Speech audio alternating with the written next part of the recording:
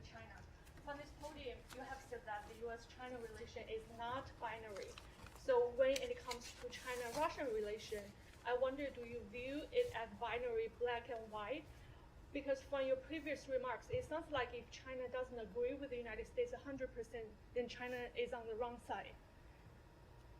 No, look, every country is going to have a unique relationship with Russia and with the PRC for that matter. The point we've made is that whether it's the PRC or any other country around the world, we aren't forcing our partners to choose between us and them.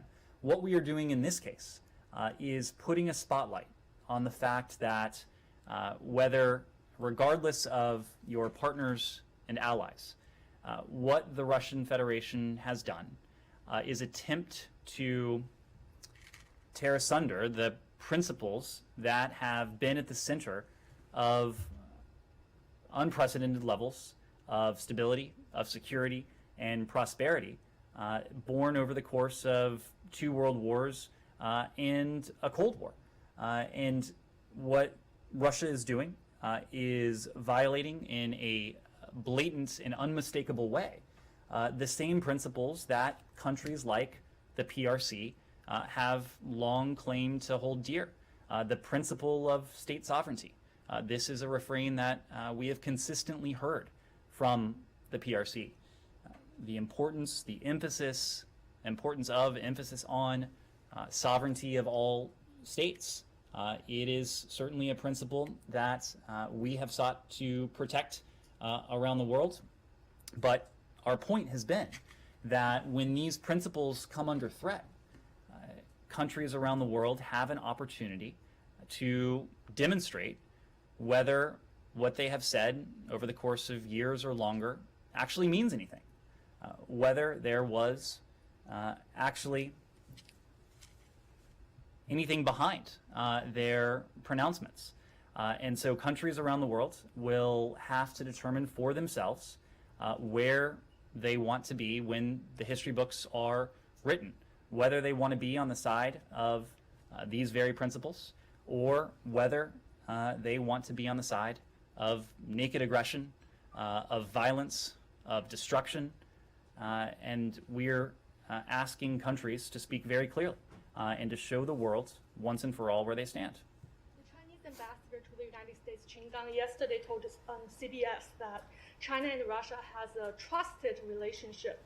It's not a liability but asset to solve the current crisis. Because he said condemnation may not solve the problem, but diplomacy might. Do you agree?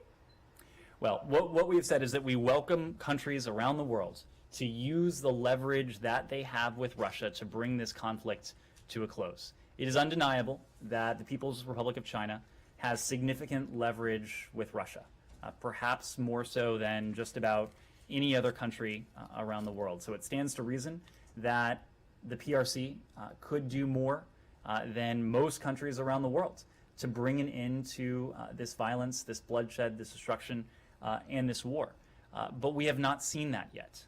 We have heard from the PRC various statements, including the fact that what is happening is complicated. There is nothing that is complicated about a war, a needless war of aggression against a neighbor that posed absolutely no threat. There is nothing complicated about a massive military campaign against a civilian population that entails missiles and bombs and artillery raining down on population centers, on cities, on towns, maternity wards, hospitals, residential buildings, neighborhoods. There is nothing complicated about that. So it is a responsibility of every country around the world to make very clear where they stand. Now, what gives us concern is the fact that, as you alluded to, the partnership between the PRC and Russia has grown closer in recent years. It is a partnership that is predicated on a vision of the world that in many ways is at odds with the free and open vision that the United States and our allies and partners around the world have sought to create and protect, also the very system that has enabled much of China's economic growth in recent decades. Their vision, as opposed to ours, that is free and open, their vision is one that is increasingly repressive at home and one that is increasingly aggressive beyond its borders.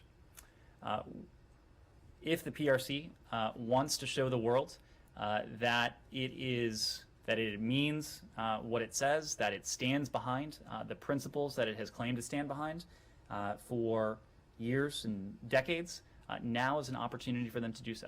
Last week during the phone call between the two presidents, China did explain what they did, like humanitarian aids and also urge for peace talk.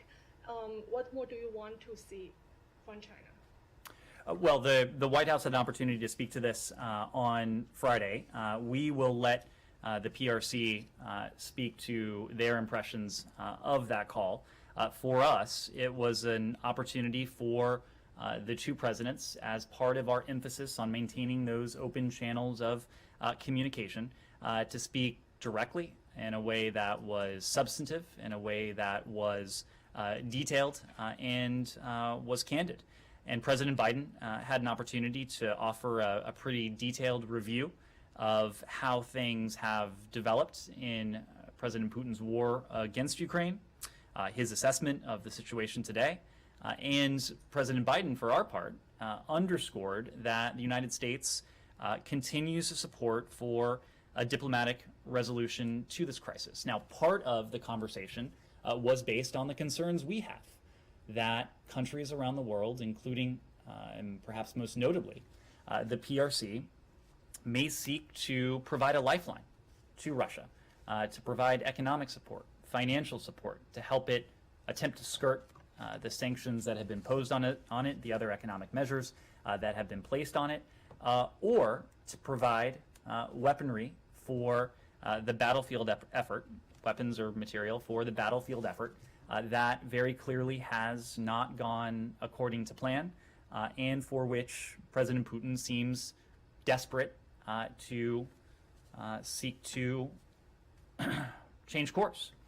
And so it was an opportunity for President Biden to lay out very clearly those concerns, the implications of China's decisions, all the while knowing that the People's Republic of China will make its own decisions. It was the task of President Biden, it's been the task of others in this administration to make very clear the implications of those decisions for the PRC. China said the weaponry assistance is disinformation. You don't believe that? We are watching very closely. Lastly, I'm sorry. This weekend you tweeted, your tweet actually commemorate the 50 years anniversary of U.S.-Qatar relationship. I know Matt has asked it a couple of times. 50 years anniversary is a big day. So why U.S.-Qatar relationship deserve a shout out from this building while U.S.-China relationship doesn't, which is considered as the most important bilateral relationship in 21st century? There's no doubt that the bilateral relationship between the United States and the People's Republic of China is the most consequential bilateral relationship, not only that we have, but probably the most consequential bilateral relationship on the face of the earth. That is why it is incumbent on us as responsible stewards of this relationship to do all we can to manage the competition responsibly in a way that sees to it that competition doesn't veer into conflict. And we do that through a number of ways. Our public messaging is part of it, to the fact that President Biden and President Xi spoke for nearly 2 hours on Friday. It is a testament to the fact that there are various channels to communicate between our governments, and we'll continue to use those channels.